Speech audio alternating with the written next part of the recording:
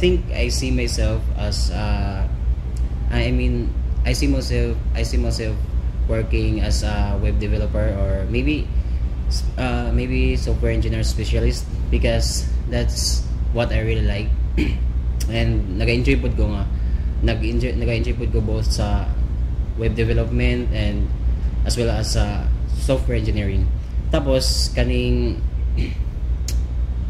I also want to explore more sa technology para ma-updated ko sa tech industry. So within the next 5 years, I envision myself working in my field, because as of today, I am a 40-year ECE student. So within the next 5 years, I do hope and I envision myself in working in my field, especially in electronics engineering, no? But I really don't know the specific details, but hopefully I will be working either as a tech support or as a senior engineer in that field. Question number 1. In the next 5 years, I see myself working in a field I am passionate about, like for example, the field of technology. Well, basically, I am watching or seeing myself as not that super successful, but I am still learning. Tapos naga-progress gapon in life. It's because I know in ourselves we are always progressing and kanang naga-develop gapon ta sa atong self. And then I am also seeing myself in the next 5 years as or teaching someone nga behind sa ako. It's because I know that there are things that I will learn after 5 years. Question, I see myself thriving in a corporate role as a marketing executive while pursuing my passion as a freelance host.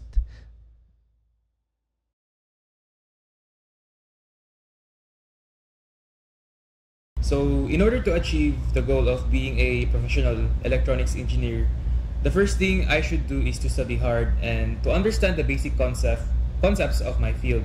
Second is to study for the board exam, because of course we as engineers really do aspire to be licensed engineers. And after that, of course, is to create many new connections so I can have a lot of help when I graduate from this course.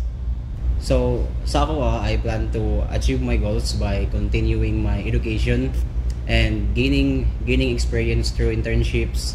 Then ma-apply pod ko ka ng mga real life projects bitaw to help me improve my skills. And I also want to take certifications, kay I know nga mga plus points siya sa ako ang makatabang siya sa ako ang, for example, in the future nga mag-apply ko mga trabaho and etc. Question number 2. I plan to gain relevant experience, network, and continue learning through courses and mentorship. My plan is to learn what is needed to be learned, and then also I accept kung unsa kong mistakes so that I can be able to know kung unsa pod ang kailangan ako i-achieve pa or ako pang kailangan i-learn.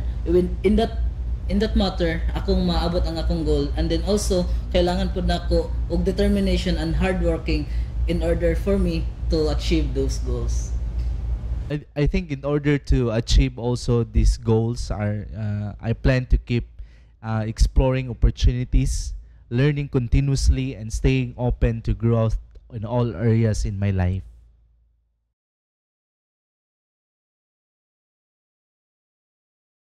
Well, actually, community doesn't give me an influence but my family, because there is someone or akong sibling working online, and myself, I know that dili ko nga anak ka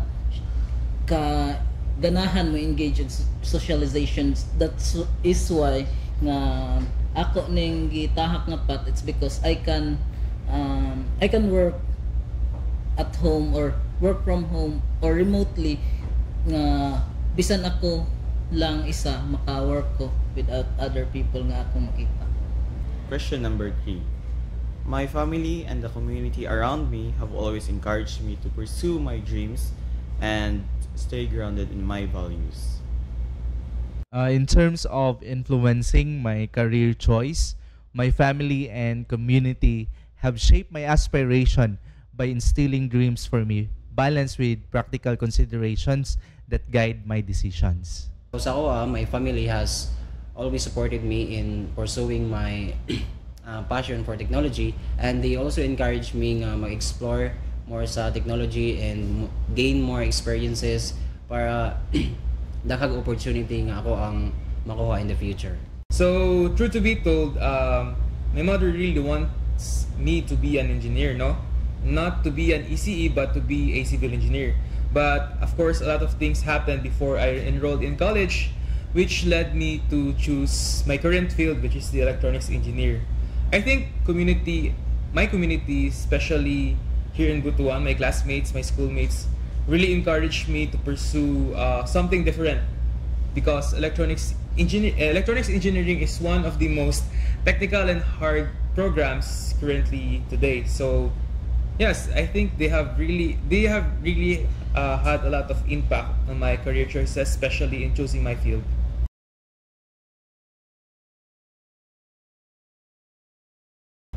Question number 4.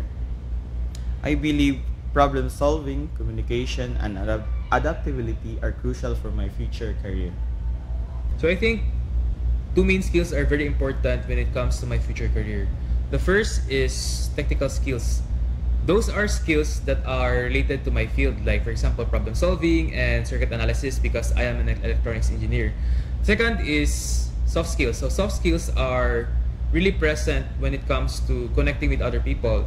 Soft skills include, for example, communication skills, building healthy relationships with your co-workers. So I think those two are the most important skills that I need in order to have a successful career in the future. Well, para sa ako, I'm not going to say that technical skills is very needed. It's because you might be, or you might can't endure sa mga things na maabot sa imuha, specifically sa imong workplace, kung ang imong skills is kunala lang, and then dapat naka-skill sa kanang bitang makibagay sa imong sikat tao, not necessarily nga makihalubilo gid ka totally sa ilaha, but makibagay ka sa kung unsa may ilang ginabuhat, so that pag moabot ang mga circumstances or difficulties sa imong workplace, they were there nga para mo kanang mo help sa imuha. The skills that is important for my future career are, number 1 is being resilient, perseverance, and the ability to adapt to changes are crucial for achieving long-term success. Kay especially if wala tayo nga mga skills nga gipossess na to, so dili gid lisod kaayo nga mo lahutay sa future. So sa ako, I think problem solving and critical thinking and teamwork are grabe gid kay importante, and also communication. Kay if kabalo ka magki-communicate sa tao, mas makakuha ka more opportunity and connections, and that is very important sa imuha and og sa ako, sa ako.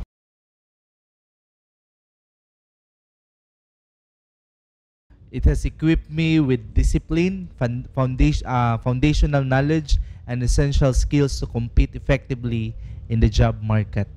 Well, basically or technically, you cannot learn things nga kailangan yun sa work kung napaka sa school. It's because those things will be learned in the workplace, but education will teach us to act or to be a professional or to act as a professional.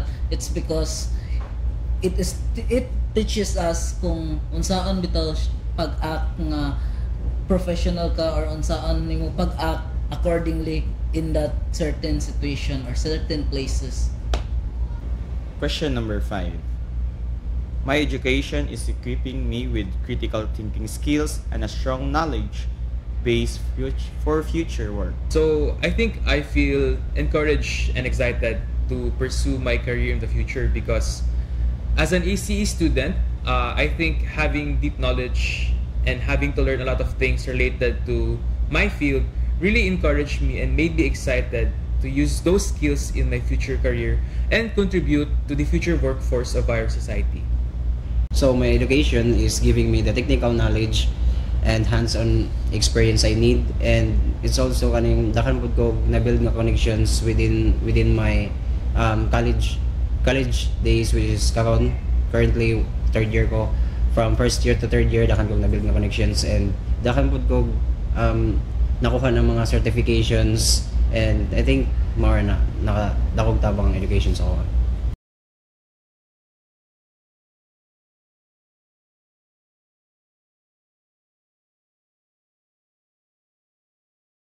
So I think schools should add more practical courses like financial literacy and entrepreneurship and modern technology skills, and there should also more opportunities for internships kay para sa more experiences ba. So grabe na siya importante sa mga sa schools and mga real world na projects.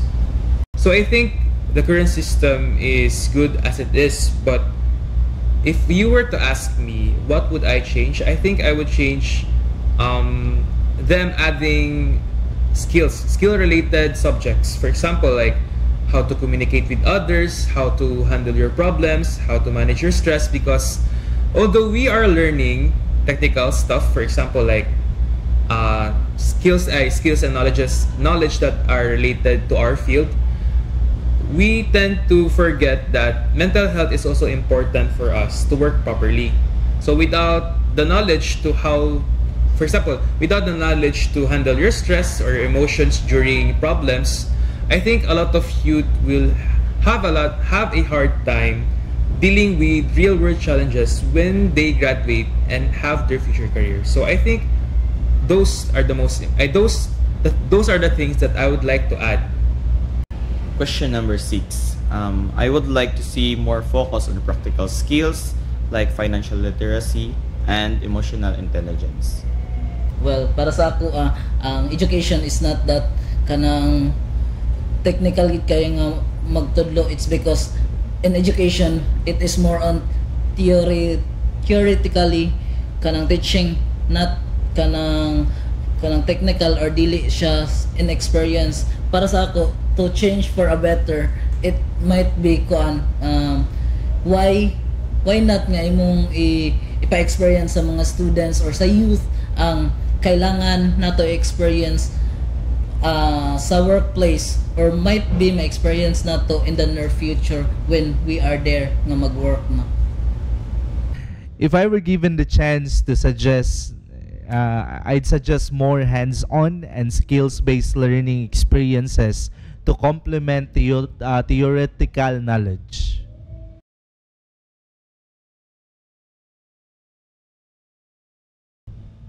I would say yes. While school touch on these topics, the focus on theory often overshadows practical life skills. However, I believe this can also be learned through real life experiences. I think the current education system and the schools I did not really implement those stuff. So I think no, because although I would like to say that there are seminars related to those topics, those stuffs are not enough for us to learn how to learn the real life skills such as having emotional intelligence and financial literacy. Because based on my personal experience, I've witnessed a lot of students and even people, they lack their basic skills for us to function properly. So yeah, and I would like to see in the future, the future education system promoting those stuff. Well, in elementary and high school, it is more on self-development. That's why dili ingon ana ka focus or gina-address ang kaning mga issues like financial or emotional. But when you are in the higher year or in the higher level or in a college, na ay mga certain path or mga certain mga colleges or imong masudlan nga program which is naga address ani nga mga things. So it depends sa panon nyo kung asa ka mosulod ana nga path, and that's all. Question number 7. Yes, many schools don't teach life skills that are essential for navigating adulthood. Para sa ko, yes, o tinood good na. Sometimes I feel like school focuses more on academics lang. Wala nila ginahatagan og pansin ang mga life skills like managing money, unsa man nimo manage og kwarta, and also handling stress or effective communication are not giving much attention, but grabe gina sila ka importante.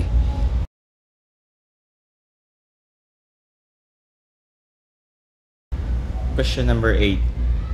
Social media has made me more conscious of my image, but I try to stay authentic. Well, actually, before when I was younger, I am very show off sa akong self in online. Even halos tanan nga akong ginabuhat, akong ginapost online. But there are things that I have learned to be kanang dapat I must be vigilant sa akong self, and dapat nakasecure ang akong self. That's why I learned how to be private nga pagkatao. That's why I didn't post everything sa online, but some highlights in my lives only.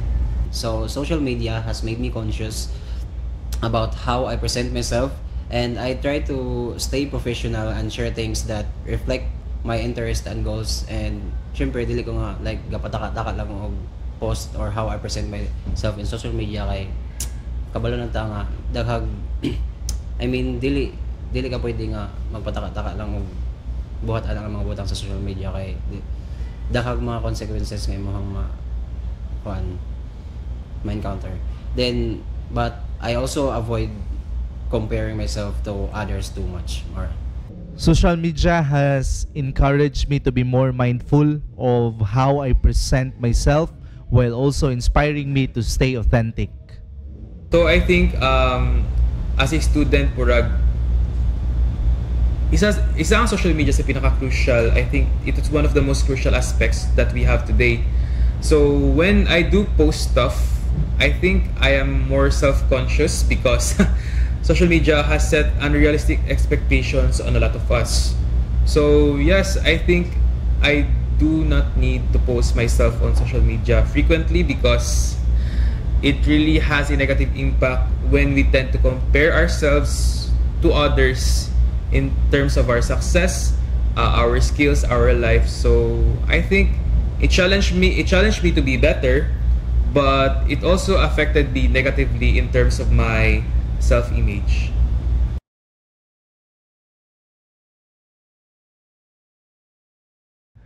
Number 9, I think it's both. It fosters connection and creativity, but it can also lead to comparison and unrealistic expectations. Although social media has a lot of benefits, I think dili tanan makatabang sa ato because as I've witnessed recently, the more we are connected online, the more we are disconnected personally. A lot of people nowadays are busy looking to their phones instead of communicating with others personally ba. So I think kato ang nawala sa ato. So even though na like connected ta virtually, murag mawala na bitaw ang presence nato sa matag usa, which creates a lot of negativity. And aside from that, mga issues murag mas mukalat pa siya, and labi na karon na mas toxic ang social media because everyone is free to do their wants. So I think it really has a big negative impact in our generation. Question number 9. I think social media has both positive and negatives. It connects people but also fosters unrealistic expectations. I think para sa ko kay both siya na siya positive o negative side. Kay sa positive, it's positive because it helps us kaning learn new things, stay connected and share ideas. But it can also be negative if it leads to comparison of mga misinformation, fake news, and etc. For me, it both. There is a positive things and there is also a negative things. In a positive way, mas ma-efficient ang atong mga work, then ma-efficient po ang mga butang nga atong gusto buhaton through social media. But there are negative things po nga mahitabo or mga butang nga nahitabuan ni, such as kana bitang, as what I've said earlier, kanang grabe ra ka show off, which is mahimo kang prone sa mga butang nga dili angay or mahimong harmful sa imuha. For this generation, yes, very kanang naay mga positive jud nga butang, ag naagid pa yung mga negative. That's why be wise to use the social media.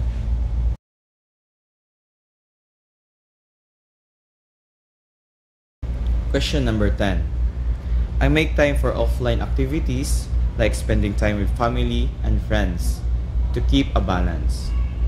I prioritize meaningful offline interactions and set boundaries to ensure social media doesn't take over my personal time. So me personally, I really don't like to stay in social media that much because technically murag dili man pud siya makatabang sa ato, labi na if magbabad sa SOCMED like Facebook and Instagram. So I think for me to set a healthy relationship with other people offline, gamiton na ako ang SOCMED to be updated sa, for example, like sa class, sa mga group chats, important announcements na related sa akong field, and even sa extracurriculars na ako. So kana siya, because I think mas better if we are connected offline, kay mas maka-establish man tag healthy connections with other people. Well, if dili mi mag-uban, of course, we use online platforms such as messengers to connect with each other. But when we are in around, like nag-uban mi, of course, we will set aside ang online nga mga butang, and we try to focus ourselves nga maulang ang atimanon just to have an healthy offline relationship, and then dili na mo gina-share ang kana nga mga butang into online, kay para dili pud sad ingon ana kadaghan ang sausaw sa amo ang mga kaagi. So I balance it by setting limits on my screen time, and gina-make sure po na ako nga gaspend ko quality time with my family and friends, even though dili mi ga communicate sa online, still nagyapon ng strong gyapon ang relationship, since gahatag magyapon kog time sa ilaha outside sa internet. So more.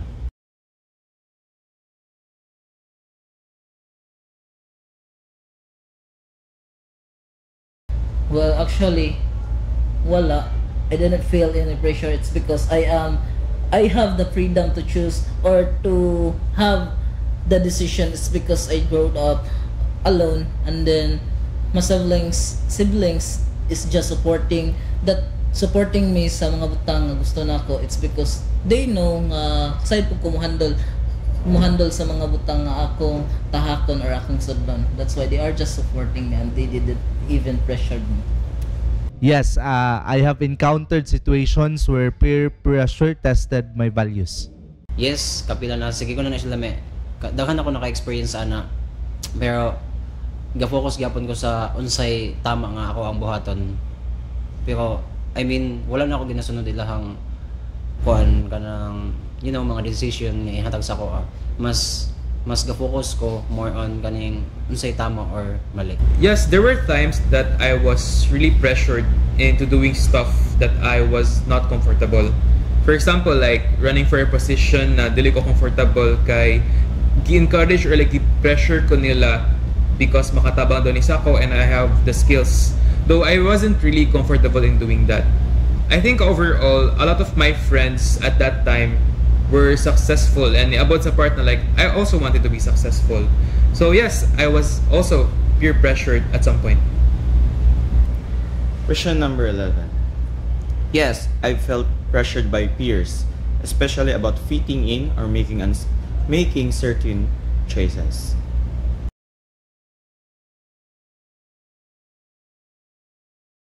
I stayed firm in my beliefs and reminded myself of my long-term goals, which helped me make the right choices in life.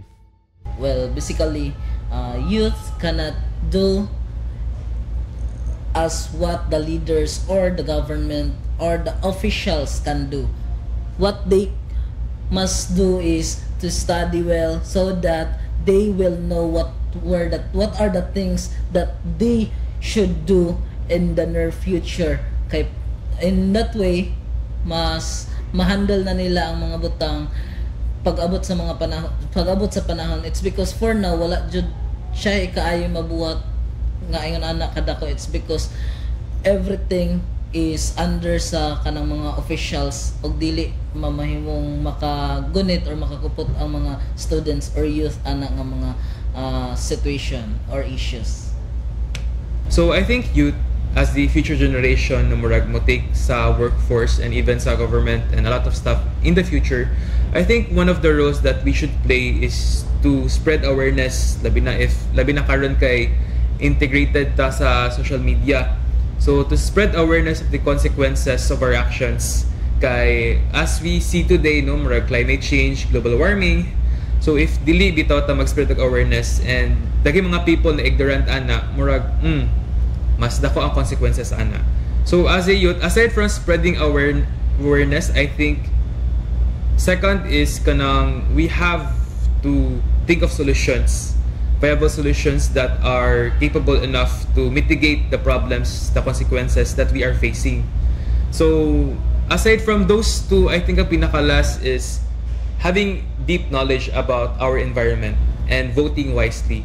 Because as a youth, ako, youth mapud ko. So like, I think kita maganda future generations. And if we tend to ignore those stuff like the environmental changes, murag wala pud tay makuha na solusyon kung dili ta mo lihok mismo. So yeah, pero ang pinaka-important ana is to spread awareness. Question number 12. I usually trust my instinct and talk to someone I trust for advice. So youth should lead by example in addressing global environmental issues, and they can raise awareness and adapt eco-friendly habits and support sustainable practices. And their energy and creativity can inspire to others and take action for greener future para po sa healthy nga environment nato.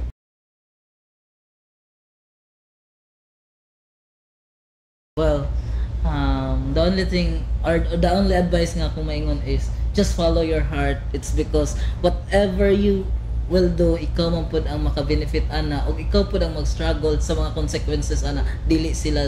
Therefore, don't listen sa mga negative things sa imong mga palibot, but try to listen those positive things nga moabot sa imuha nga feeling nimo nindot kayo ni para sa imo, then try to do it. And it's better to do and failed than to regret because not trying, diba?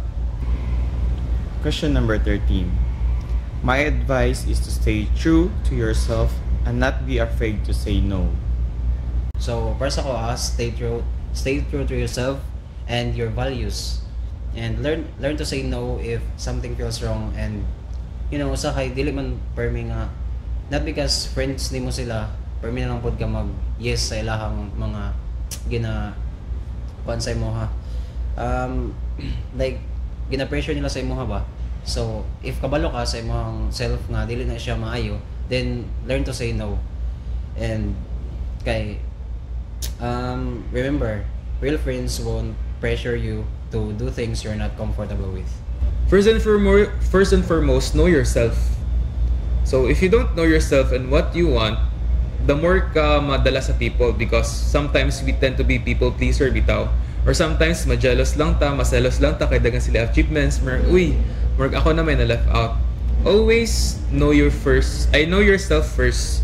And little bit of advice, pray kana. Always pray to God kung unsay dapat buhaton nimo dili, because if dili ta kabalo ahata ni tikang, or like if we don't know where we stand, I think dali ra ta madala sa peer pressure. So don't be hard on yourself. Take your time, trust God, pray to God, and yes, okay raman maminaw sa opinion sa uban, but dili dapat kana ang main factor na mag-decide sa imong decisions in life.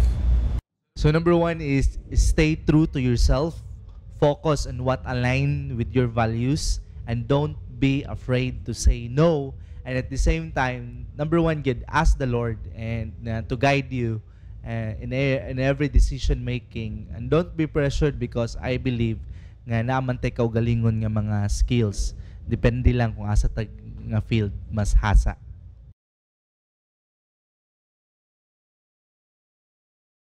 So I stay true to myself by knowing my priorities and unsay ka nang mas importante, and also setting clear boundaries, and I remind myself of my goals and what matters most to me, and also surrounding people nga unsay mas kaning mas mga maayo nga tao nga deserve, I mean kaning like nga dapat nimo ginasabayan, dili nga kanang kadtong mga tao nga gina-peer pressure ka. So I think how do I deal with peer pressure? I think first and foremost is to know yourself. What are your likes or dislikes? Who you are? How do you handle these emotions or mga circumstances na murag problema? Because when we don't know ourselves or labi na dili ta rooted sa Ginoo, I think dali ra ta dala sa pressure sa uban kay murag kani akong circle of friends ingani sila so dapat ingani pud ko. So know where you stand and know your values, because if you don't know yourself, people will define you. Question number 14. I focus on my core values and remind myself why they are important, even when there's pressure. Well, to stay true to your self-value or my self-values is to stand what the principles I have. Like, kung unsa gani ang prinsipyo nako, kung buhaton na nako para tungod kay manay naka-align sa akong principle, then I will do that. Then kung dili po na-align sa akong principle, dili po na nako buhaton. And that is the simple thing nga para ma-stay nako nga true ang akong values to face in the peer or mga pressure sa kinabuhi. I stay grounded by reflecting on my principles and surrounding myself with supportive people who can really help me in coping up peer pressure.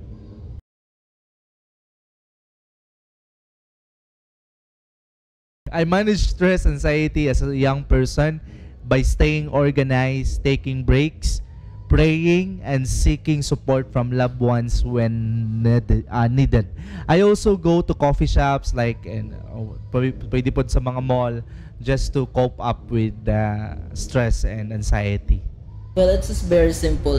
I am just managing my stress and anxiety to in a way nga looking sa mga butang as a positive thing. Even in a worst event, even a worst thing, I know that nga naay mga butang nga positive gihapon ana. Try to watch or look it as a positive nga mga butang tungod kay nahitabo ni, therefore pag abot sa mga panahon naapoy positive nga mobalik ana mga positive things. So don't worry if you're struggling sa mga stress, anxiety, because naay positive nga mga butang mahitabo sa imong life after ana. Number 15. I manage stress by exercising, meditating the Word of God, and talking to supportive friends and family and colleagues.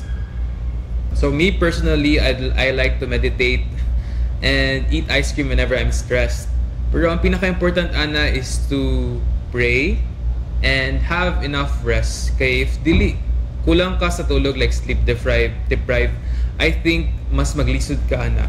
And aside from those things, me personally, I'd like to hang out and talk to people kaya mas makawala sila stress. Meditation, getting enough sleep, prayer, and talking to a lot of people. Those are my coping mechanisms when it comes to handling stress and emotions. So I manage my stress and anxiety by spending quality time with my friends, then kaning dili magsigduwa, I mean kaning mag-set kag limit sa screen time. Dili ka sigigduwa kay makadungog man na sa imong stress, and yes, spending quality time with your friends and family can help you to overcome or manage your stress.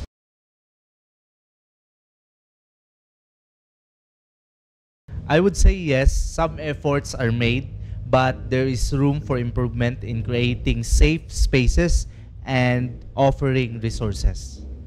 para ni nga question I say no kay mas sa ako ang experience sa ako ang mga na experience dili siya wala siya nakatabang or wala gi bisag gamay nga natabang sa ako kay you know kaning mas nakasamot noon siya sa ako ang mental health nakalala siya kay I don't know mao lang gid ang mga na-experience. For me is not that enough. It's because in schools they are just focusing on self-development, then how you act or how you face those things nga bravely kanang ingon ana pag-abot sa mga panahon dili siya ingon ana ka focus o wala siya ayo siya na address. It's because education is most of education kay naga-focus lang gid siya sa self-development in order for us to be prepared sa near future o dili kaayo ang mental health. I think schools and workplaces are improving, but there's still more to be done. I think having a lot of kanang seminars about mental health, so a lot of us can be aware how mental health is important, because I think when we are work too much or like kikapoy na ta labi samot nagkakapoy sa tanan kay duwag-duwang problema I think nitaas gid ang suicide cases. So kana aside from promoting seminars and stuff like that, I think mas important if we provide safe spaces for people to express their emotions ba. Kay daghay mga people karon recently sa among school na murag problemado bitaw sila, but there are not enough spaces for them to share their problems. So kato promote spaces and promote seminars that encourage us to have a better mental health and teaches us how to handle our emotions and stress properly.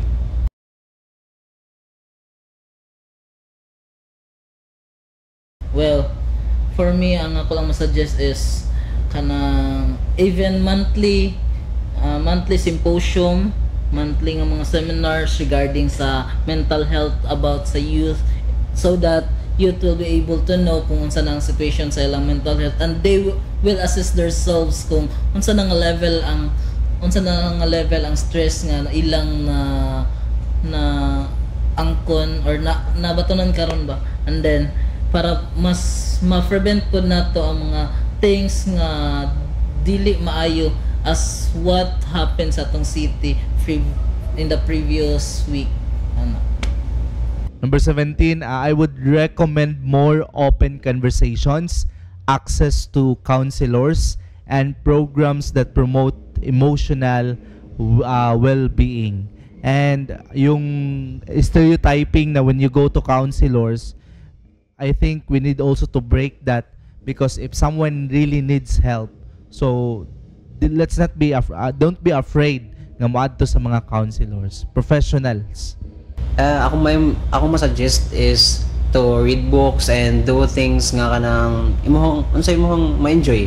Then pwede bisan mga sports, magduwa kag badminton, basketball nga makapa-happy sa imuha, and sa paman maybe music. If you're a type of person nga ganahan maminog music, pwede siya kay makatabang siya sa imuha. As of today, maybe yes. Murag current generation, they emphasize in mental health labi na atong current institution and educational system. The problem is daghan gyud po yung mga people in the workplace and even our teachers, daghan teachers or professors na medyo inconsiderate. So even though nakanang gina-address na bitaw sa education system nato and even sa atong workplace the importance of mental health, I think there's still a lot of improvement that are needed to do. Question number 17. More accessible mental health resources and better awareness are needed.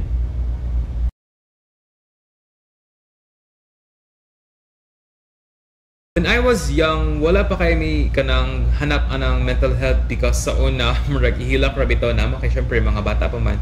But today, a lot of my peers really emphasizes on having a better mental health or like taking care of your mental health. So as I've seen so far, bas nidako bitaw importance the importance, murag mas nidako ang importance and emphasis on having to take care of your mental health, because if kana bitaw ato mental health, murag maguba na siya or like madaot or ma-affected, murag tanan bitaw aspects sa atong life kay dili pud ka function properly.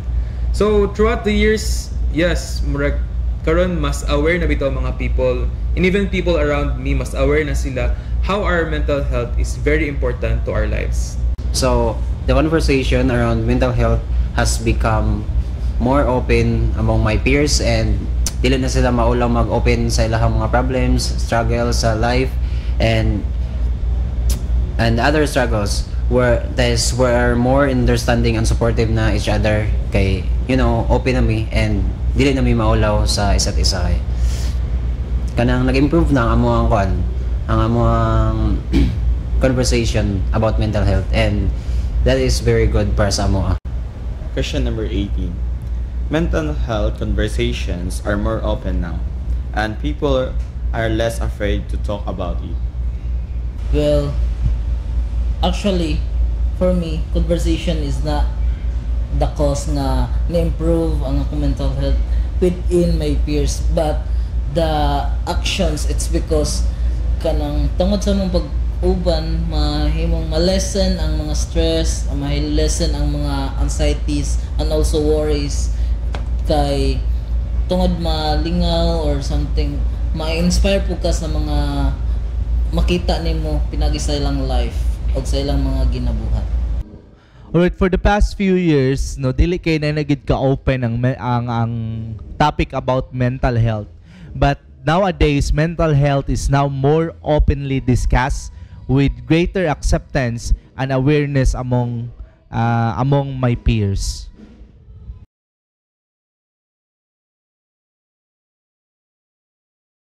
Question number 19. Yes, young people are having significant impact, especially through social media and activism.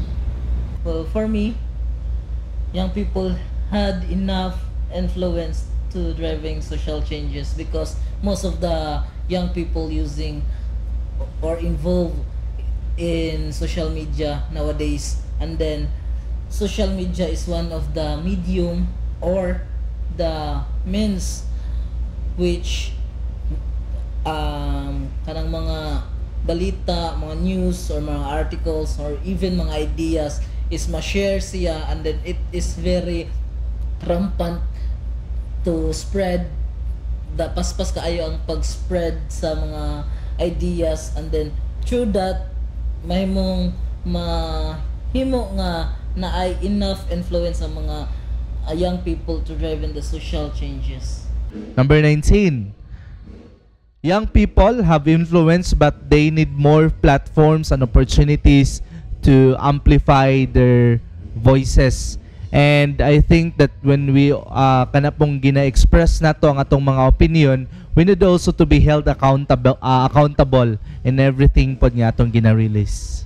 So yes, young people have enough influence to drive social change because of their energy, creativity, and use of social media to spread awareness. However, need gyapon sila ganing support, kay para mas mapa-improve ang ilahang mas mapa-improve ang ilahang influence about sa social change. I think dako ang ilang influence karon sa ato, because young people are inclined to social media, which spreads awareness, and of course the more we become aware, the more we become concerned sa current status sa atong society. So a lot of inequalities are present right now, and a lot of discriminations and stuff.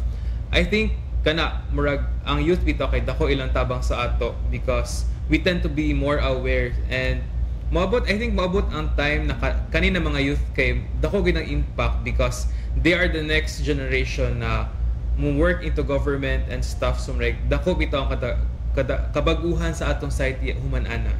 So I think they really have a big influence in our society.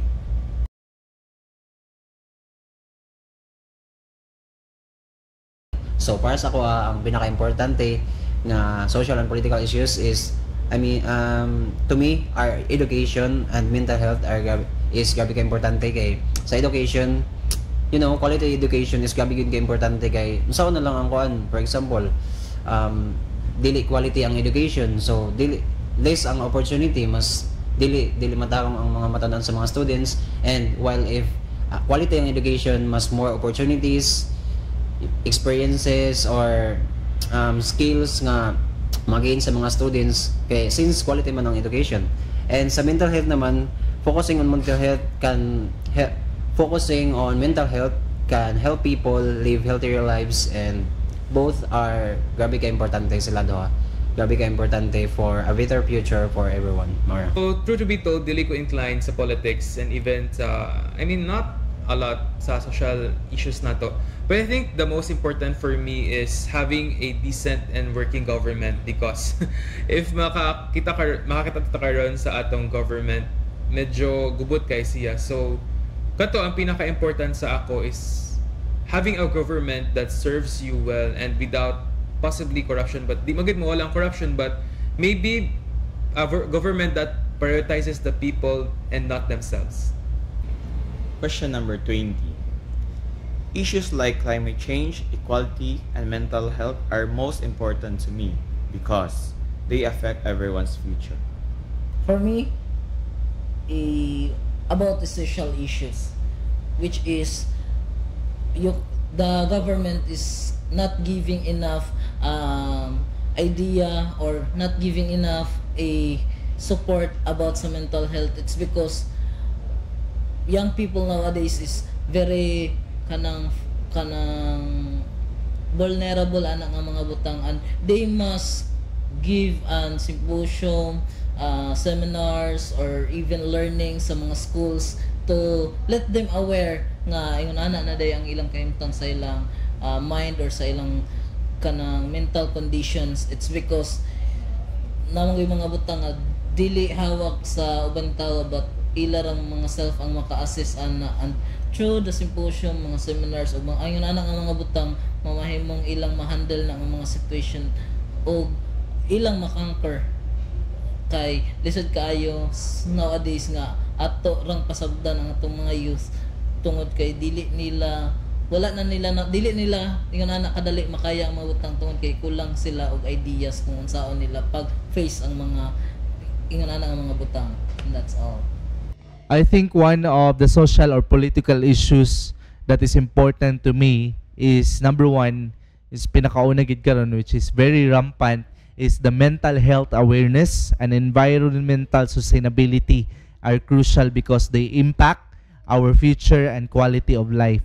And as someone who is in the business kanang industry nga nagid sa kanang we studied about marketing, there are a lot of business who nga wala na gid nagtake kanang wala nagpakabana sa kanang in terms of environmental sustainability, as long as they earn profits. But I think we need also to advocate for corporate social responsibility. We're not just there to earn profit, but at the same time we take care of our environment.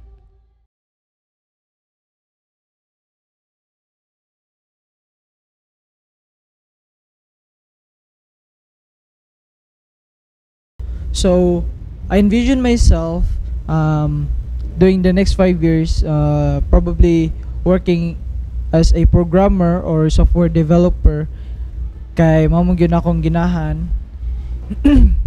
Even though like dili kay ko maayo nga mo code, pero at least I will try my best on achieving that goal. Mga siya.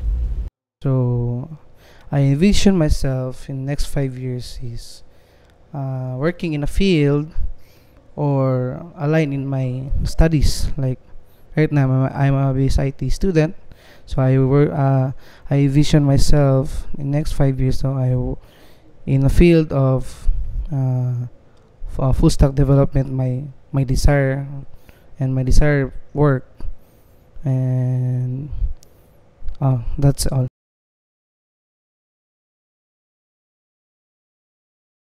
Achieve those goals to achieve those my desire or my goals in my life is setting a plan in the future, or setting a goal.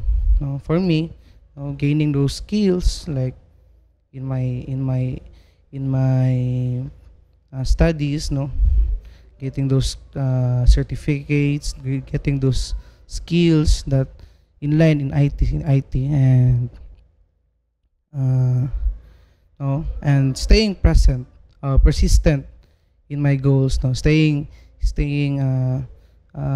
excellent in my current studies right now. And sa ako, muna akong way to achieve those goals. Well, I plan to achieve those goals by through continuous learning, joining seminars, and also keep on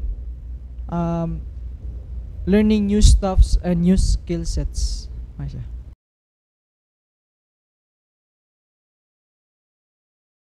So kani kay tungod yun is akong girlfriend. Shoutout sa akong girlfriend nasa Cebu. So yeah, mo to kay kanang sa una when I was senior high school, nagkuhan ko ABM, I took ABM, and I was planning to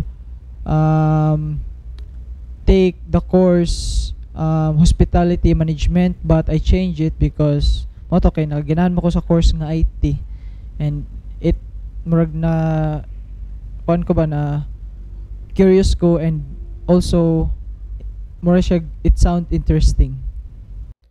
The first is sa ako nakauna gid is ako gin-influence ang family sa career, no, dili kay no pressure ko nila because ako ang pinakamagulang, but in my heart and in my future seeing, no, dako kayo tabang akong family na ma-pursue sa akong goals sa career, because gusto ko muhatag sa ilaw life that kanang wala pa naman na experience, like because sa akong community, because I grew up on good na dili mi kanang adunahan, no. We started in a house na in a kanang squatter area sa una, no, but by God's grace, no, God kanang gitagbo niya amo mga needs, no, but isa po ang family, no, na nakatuklod sa akong career right now, akong goals sa mga to.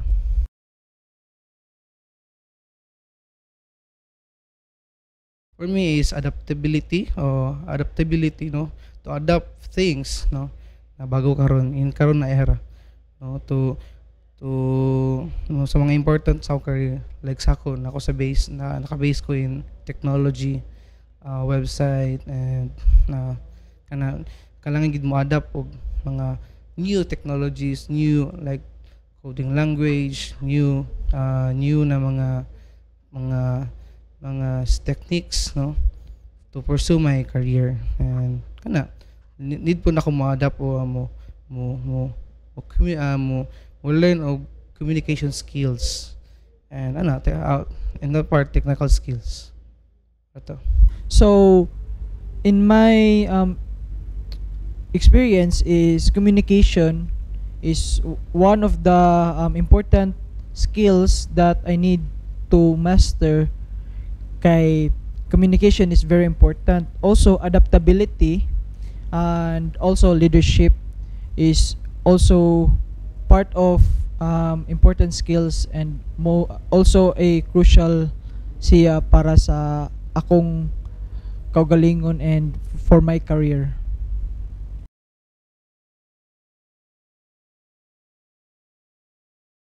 So my education equips me with knowledge and practical skills for future challenges. Kay mo man gyud gipang tudlo nila, like ilaming i-prepare not only me but my other classmates also. So siya. For me, building foundational knowledge and critical thinking, no. How do you feel like to my education is preparing me for my future work, because desire mo na ko ning akong gusto mo ko mag full stack developer, no. So mana it's my study ron is preparing me for my workforce, no. So na isa po na need ko mo learn of to build, no, build a foundational knowledge of my career and have a critical thinking.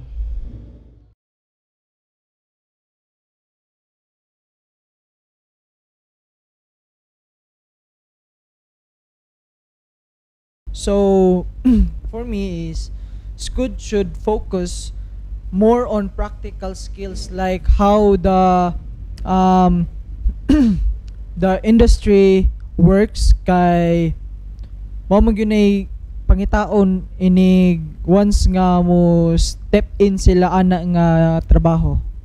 So ano siya. No, for me is better to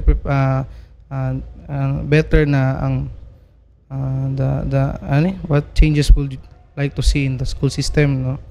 It's better na mo focus sila in life skills, no, in holistic, no, sa kanang real na dula sa kwan sa workloads and ang mga practical applications, no, need po na siya i-focus sa school system, no, i-appeal sa kanang i-tackle about, no, di ko kabulod sa na subject but kana practical skills, no, practical application kay mo magi-needs in work, no, lahi gid kayo ang nasa imong pag-eskwela o during na gid sa imong actual work, no, daghan ko yung na dunggay, no, daghan ko yung mga mabatian pod ba mga professional na lahi ra gid pod ang nasa actual work, no, sa mga ta.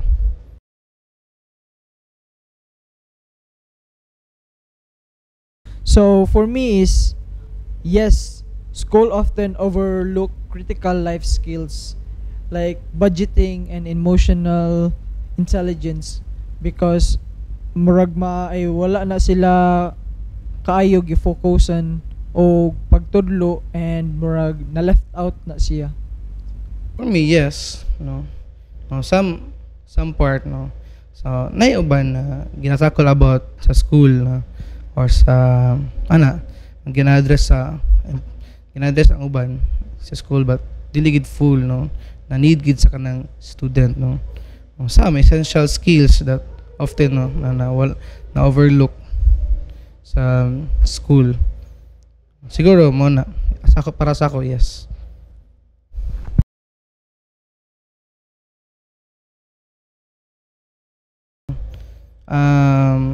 The social media influence my self-image on the way I present myself online.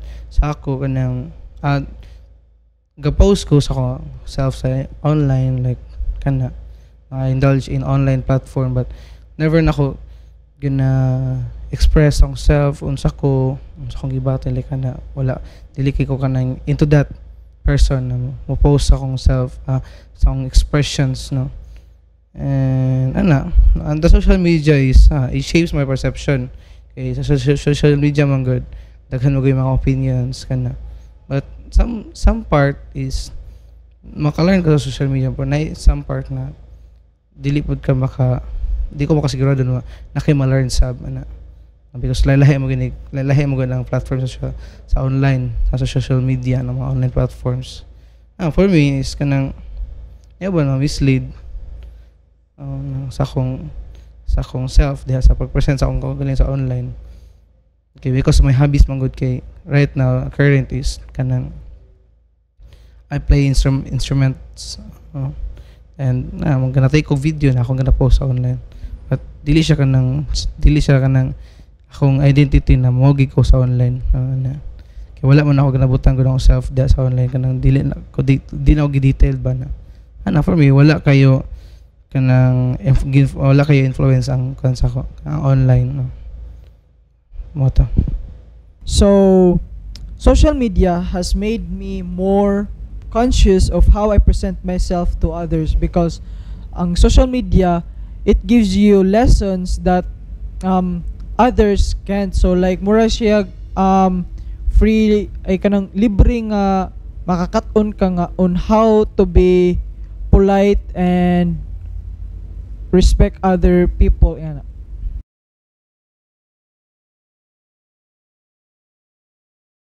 So, social media is a mix of positive and negatives kay dagan may mahitabo depend on what content nga gi tan-aw or gi-deliver sa mga content creators. And yeah, also and it depends on how people uses it said. So for me is ako kay murag mag-focus jud ko sa on how to gain new knowledge and new skill sets mo na siya. For me, it's both. No? It connects people but also creates distractions. No? How it used determines its impact. So, for me, social media is in positive and negative. My opinion. No? It connects people but also creates distractions. No? Depende sa pag-use sa people, no? Or sa mga online platforms o sa mga social media. For me, mo na akong take, no?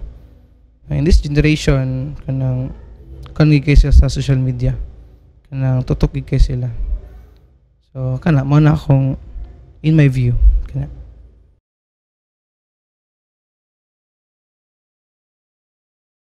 No, for me, I set time limits, no, for social media. Kana mo giisa gid pod, no, na dili kayo gid kanang the whole day is kanang nakalutok gid permi sa online, no, sa dili mo good siya kanang wala siya kanang progress, no, dili siya kanang progress mo di kung nari ka sa social media, no. Depende guro kung imong depende siya na siya positive na siya negative sa akong in my view. Pero para sa ako in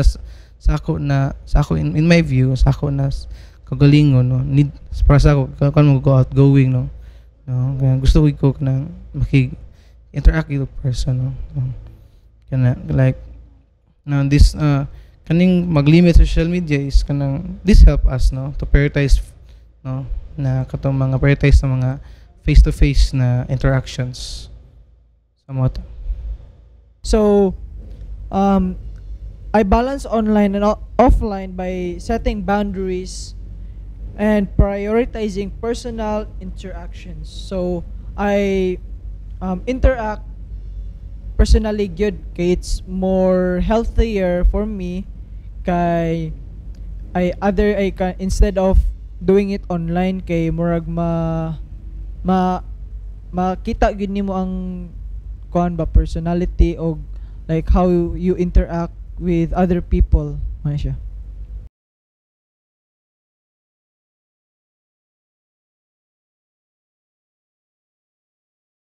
For me, yes, no. But kanang gonna learn ako, no. Kanang na present ang pressure, no, in my sa labo na sa akong mga decision making, no. Labo na karon sa akong in my mid age, no. Ako pressure, no, mag-overthink ko sa mga unsay gusto ako may tabo sa ko, si dili din may tabuanan na, but I trust myself labo na kang Lord, no, in my plans, no. I know na si Lord is siya nagunit sa akong plano sa akong kinabuhi sa future, and kana imbes mag-overthink ko, no, ako na lang isugid da kang Lord, no, sa akong mga overthinks, no, may pressures, no.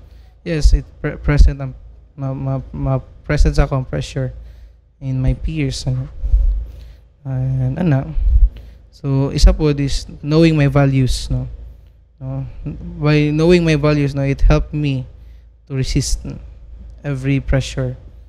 I mean every peer pressures. So sa kana mora to. So yes, before, but I've learned to say no and stand by my own decision. But it depends on the situation, ra. So siya.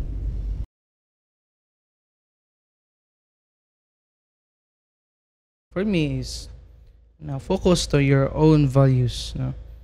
Now focus sa imong current right now na situation nimo, no. Yeah, it's present gid lang pressure, but if kanang atong self ginatutok lang sa pressure, wala gi progress na may tabo. Yan, no. For me, my advice is just keep stepping, just keep step by step. Just keep no, sa imong progress, no. Even kanang magduha ka sa imong pagtikang sa imong para sa imong future. Ayaw gid i-down kung ma-down man ta na bakod lang gid ta, no. Kung ma-down ta sa atong self o ma-discourage ta, naragi po yung time na muhawas na po ta diyan na part. Ako ma-advise is na keep move on, no. Matagak man, move on. Dili na ta mo relate sa atong past, so para dili ta mo pressure. So more ta ako.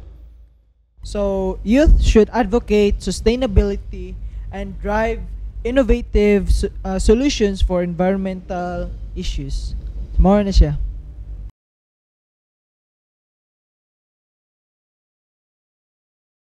For me, I regularly reflect, no, on what matters most to me, no. Akong gonna reflect, no, kung sa tong mga nagmatter pa sa akong self, no. Na akong gonna reflect, no, regularly akong gonna reflect akong self, no. Akong gina kanang sa gana dili siya gana dissect kanang basta na term evaluate, no. Gina-evaluate na ako ang mga butang-butang sa akong self, no, to kailangan pa ba ni sila buyan o kailangan na ba nato ni padayon, no. So staying grounded in things that help myself to pursue my career. So mona. So, I would advise is trust yourself, seek support, and prioritize your values over external pressures. Ano to?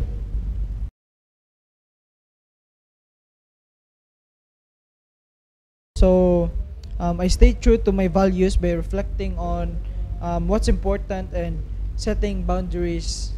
Okay siya. First is I do ako for me is listening Christian songs, no, that help my heart, no, to cope up, no. My coping mechanism is kanang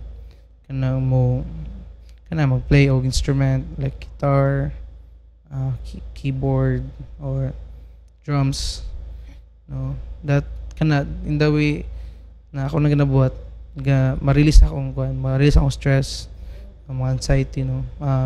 Singing songs for the Lord, no. Ang isa na for me is muna akong mga kinabuhat, no, or kanang gina-manage na ako, no. And then not clear for me is to manage my stress is focus on focus on the kanang mga things na kanang maka help sa akong kagalingon. And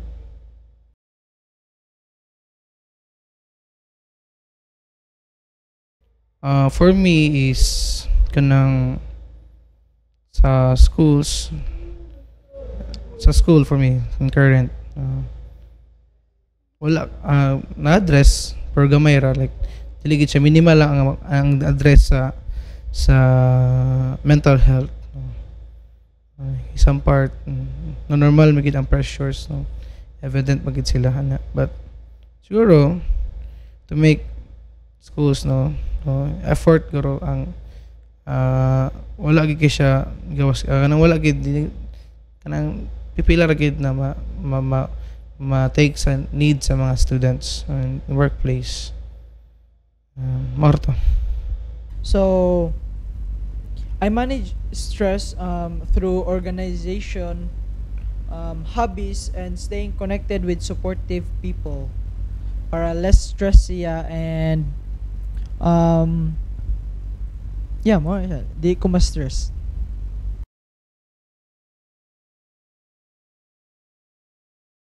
So, schools and workplace are improving but could do more youth youth mental health mo siya.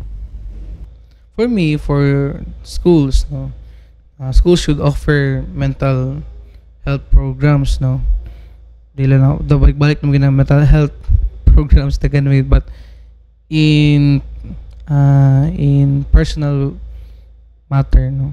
Like nakoy school na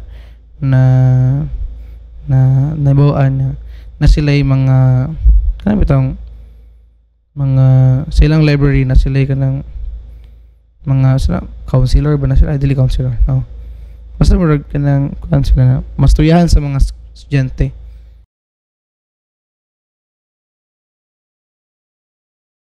So, more resources, open discussions, and accessible support system would help to the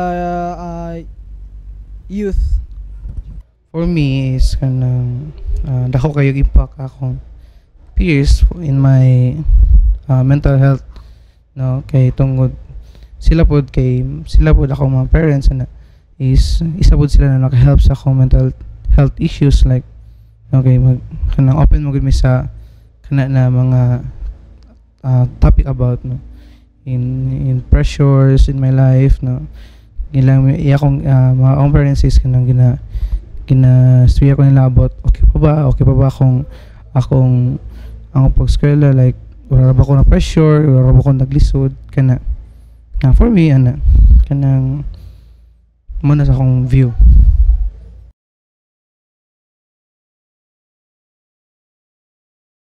Why or why not kanang young people is influence, if mga young people is mga influential gid sila, like, no, to have them to influence others is they need platforms, no, platforms to amplify their voices, but they need support from elders, so from older generations, no, kay to nurture them, no. Young people is need pud nila guidance for older generations. That's my opinion. So, mental health conversation have become more open and less stigmatized among peers. So, more ang amore siyang i-consult every like every week, nga na siya.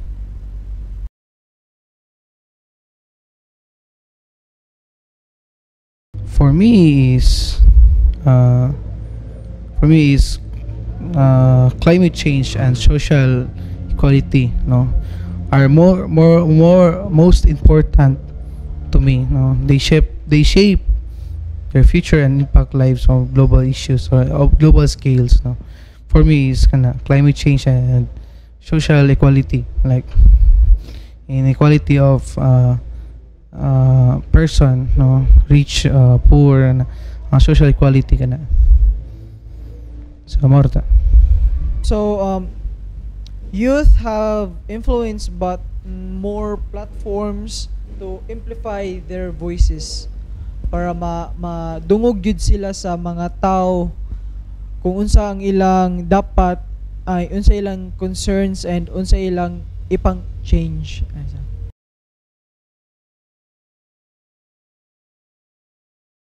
So for me is education equity and environmental sustainability matters to me because they shape a better future for all of us, especially students and young adults and also adults. Marsha.